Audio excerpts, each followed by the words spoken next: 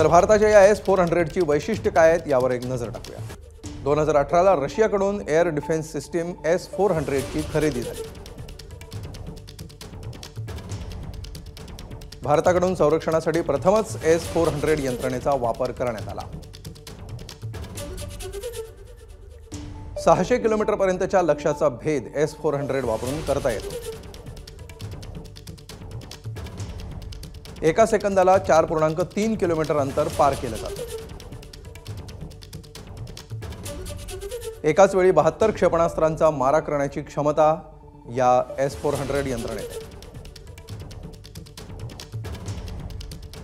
रशियाकडून 5 S-400 यंत्रणांची खरेदी करण्यात आली आहे।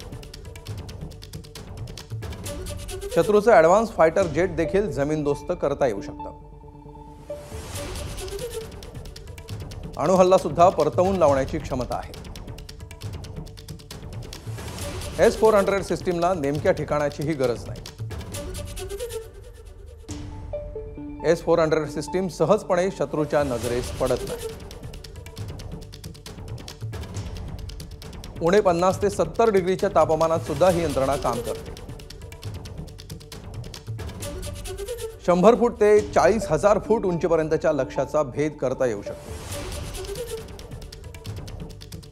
S-400 यंत्रणेला कुठेही नेणं किंवा नष्ट करणं अशक्य आहे।